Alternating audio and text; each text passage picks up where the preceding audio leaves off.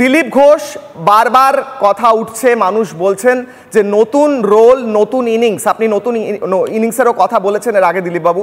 এই নতুন ইনিংসটা কি? আবার রাজ্য সভাপতি না কি হতে পারে? একটা যদি আমাদের আভাস দেন দিলীপ বাবু, অত্যন্ত গুরুত্বপূর্ণ প্রশ্ন। দেখুন, আমরা যারা ভারতীয় জনতা পার্টির পতাকার তলায় কাজ করি তারা ডিসিপ্লিন এবং ওই সিস্টেম মেনে, সংবিধান মেনে কাজ করি। একমাত্র ভারতীয় জনতা পার্টি যার সাংবিধানিক ভাবে পার্টি পরিচালিত হয়। যে কোনো মানুষ যে কোনো পদে পৌঁছতে পারেন।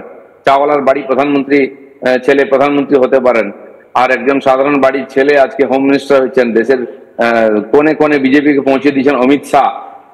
আমাদের রাজ্যে আমার মতো চাষার ছেলে রাজ্যের সভাপতি হয়ে এমএলএ এমপি হয়েছে। তো এইটা বিজেপিতে সম্ভব, তাই আমাদের আমরা সাংগঠনিকভাবে কাজ করছি। আর বিজেপি যাকে যে দায়িত্ব দেয় এবং সেই কাজ করিয়ে নেয়, সেই জন্য আমরা প্রত্যেকে প্রস্তুত থাকি যে কোনো দায়িত্ব পাওয়ার জন্য। পার্টিতে এখন নির্বাচন এবং পরিবর্তন চলছে, এই মাসে সব হয়ে যাবে কেন্দ্র অবধি। তো আমরা সবাই কর্মীরা আছি, কাজের জন্য প্রস্তুত। যাকে যে পার্টির দায়িত্ব দেবে সবাই মিলে আমরা কাজ করব। নতুন দায়িত্ব অনেকেরই হবে, কারণ পরিবর্তন হয়, বিজেপির মধ্যেই পরিবর্তন হয়। অন্য পার্টিতে পদত্যাগ দেহত্যাগ একই রকম হয়ে যায়, আমাদের এখানে নয়, রোজ পদ পাল্টে যায়। আমি বড় বড় দায়িত্ব পালন করেছি, 7-8 বছরের দায়িত্ব নিয়েছি, আমার কোনো দায়িত্ব নেই। আমি সমান সক্রিয় হয়ে পার্টিকে জেতাবার জন্য সাধারণ সমাজে যাচ্ছি এবং বিভিন্ন অনুষ্ঠানে অংশগ্রহণ করছি।